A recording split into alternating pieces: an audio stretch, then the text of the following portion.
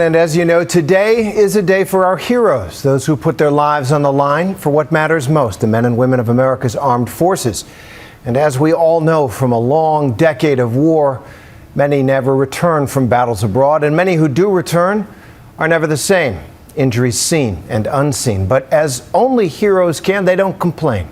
Instead, they've taken things into their own hands. So here is ABC's Bob Woodruff with an encore presentation of those who defend the American dream. It was November 2004 when Dale Beatty and his best friend John Gallina were in Iraq, returning from a mission. We had been up late that night preparing the vehicle. It was a last minute, hey, here, tomorrow you're going to go out on this mission.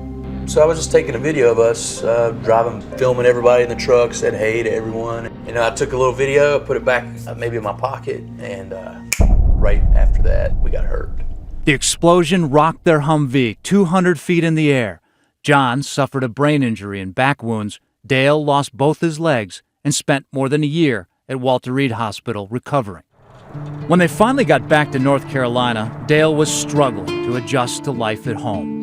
After leaving the hospital where there's elevators and ramps, you come home to the real world and you see that you've got to make some significant changes in your lifestyle. His house wasn't equipped for a double amputee. Seeing his friends struggle, John felt compelled to help, and so he teamed up with some local builders to construct a new house for Dale, to give him the independence he so rightly deserved. And I come home and got so much help from this community. And it was such a good feeling for me and my family. We really had the best case scenario for somebody who had been injured as bad as I was. When the work was done, Dale and John were inspired and decided to dedicate their lives to building and retrofitting homes for disabled veterans.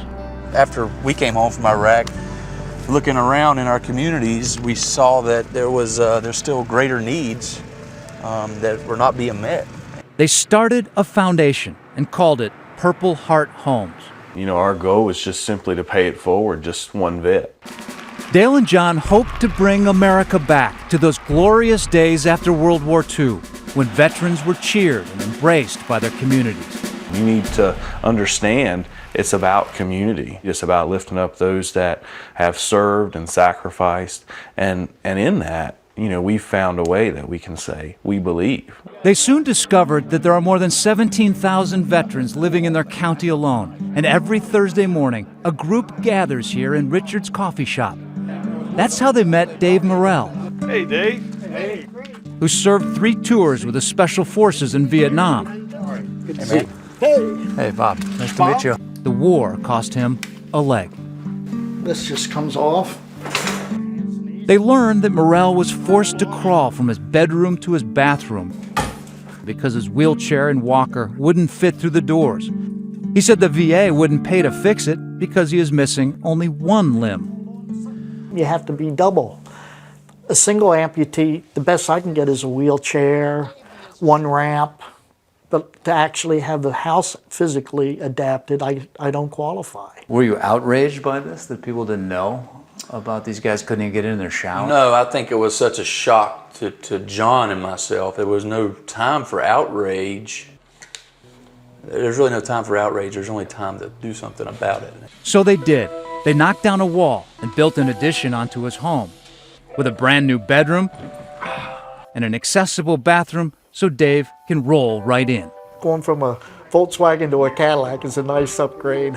And that's what this is. It's an upgrade. And it is nice. There are more than 3 million American veterans with disabilities connected to their service. When Dale and John met Vietnam vet Kevin Smith, he could barely get in and out of his house. He says he's often felt unappreciated because Vietnam was such an unpopular war. And the community has woke up and said, hey, maybe we were wrong. And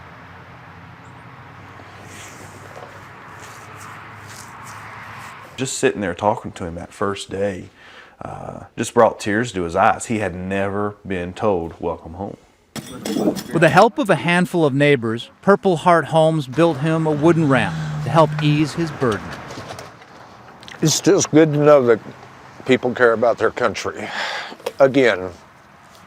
Everyone standing here, you're all now part of the Purple Heart Homes team. So take care of Buddy. Dale and John's foundation is hitting its stride. They recruited dozens of volunteers from Wells Fargo to help put the finishing touches on the home of Sergeant Buddy Mays. He was hit by a roadside bomb in Iraq in 2005, breaking his back and leaving him paralyzed. He returned to a home not built for a man now restricted to a wheelchair. I don't want to sound complaining by saying it's hard in a chair, but it ain't easy. It was also hard on his two girls. My girls are my life, and they've seen the trials, the struggles, just the daily, mundane, hard stuff that most kids wouldn't have to see. So the team worked to widen the doors, repaint every wall, and build an outdoor elevator so that Buddy could get to the backyard to play with his daughters. It's really up to us, it's up to the community to take ownership of the people who go and fight and die and bleed for us. Dale and John were there to help move the family in, just in time for the holidays. I think we're back at home. Yep. Back at home. This is something that'll last forever. Simply amazing. All my independence is back to me. Finally. Finally. Just like the spirit of volunteerism that we have here today, the community turned out. We commend each and every one of you, and I hope that you go and you share with others. To close the day, Buddy wheeled out to the front yard, to the flagpole, to raise the flag he fought to defend. It may not have been part of the plan, but Buddy insisted he should stand. There's no one greater in our community that deserves to live comfortably and with dignity in their home than those that have served and sacrificed for our freedom.